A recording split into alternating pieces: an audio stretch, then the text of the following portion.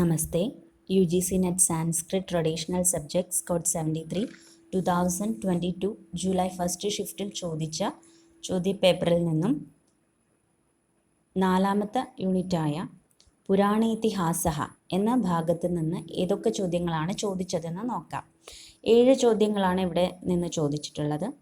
ഈ ഒരു യൂണിറ്റിനെ തന്നെ മഹാപുരാണ സാമാന്യ പരിചയ, പുരാണ ലക്ഷണം, സൃഷ്ടിവിഷയകാവധാരണം, രാജതരംഗിണ്യാഹ വിഷയസാരഃ, മഹാഭാരതേ ഭീഷ്മപർവ എന്നിങ്ങനെ പ്രധാനമായിട്ട് 5ആയിട്ട് തിരിച്ചിട്ടുണ്ട്. അപ്പം അതിൽ മഹാപുരാണ സാമാന്യ പരിചയ എന്ന ഒന്നാമത്തെ ഭാഗത്ത് നിന്ന് ചോദിച്ച ചോദ്യങ്ങളാണ് മഹാഭാരത പർവസു പരിഗണ്യതേ, പുരാനവം ഭവതീതി പുരാണ ശബ്ദസ്യ വ്യുത്പത്തി കസ്യ മതേ അസ്തി എന്നിങ്ങനെ. അപ്പോൾ മഹാഭാരതത്തിലെ പർവ്വങ്ങൾ ഏതൊക്കെയാണെന്ന് അറിഞ്ഞിരിക്കണം. അതുപോലെ പുരാണ ശബ്ദത്തിൻ്റെ വ്യുത്പത്തി ആരൊക്കെ ഏതൊക്കെ രീതിയിൽ പറഞ്ഞിട്ടുണ്ട് എന്നുള്ളത് മനസ്സിലാക്കണം. രണ്ടാമത്തെ ഭാഗം പുരാണ ലക്ഷണം. ഇവിടെ നിന്ന് ചോദിച്ച ചോദ്യമാണ് സമുചിതം മേളനം കുരുത ജഗത സർവവസ്തൂനാം ഉത്പത്തി പ്രളയ. അതായത് പുരാണ ലക്ഷണം 5 ലക്ഷണങ്ങൾ, 10 ലക്ഷണങ്ങൾ, ഇങ്ങനെ പുരാണത്തിൻ്റെ ലക്ഷണം പറയുന്നുണ്ടല്ലോ. അപ്പോൾ അതിൽ ചേരുംപടി ചേർക്കാനായിട്ട് ഒരു ഭാഗത്ത് പുരാണ ലക്ഷണ ഘടകങ്ങളായിട്ടുള്ള വാക്കുകൾ, ഇപ്പോൾ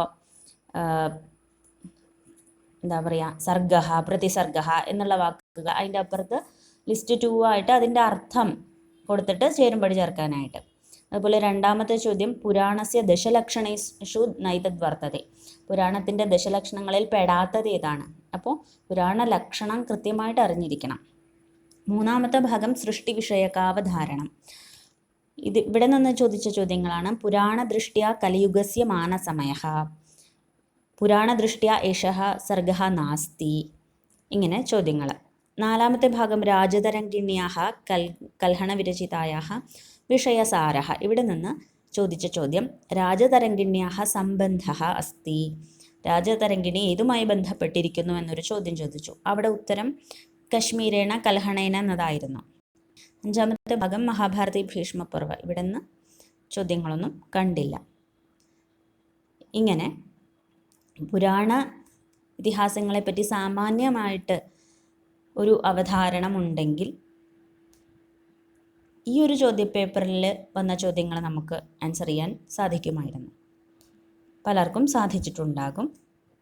നമസ്തേ.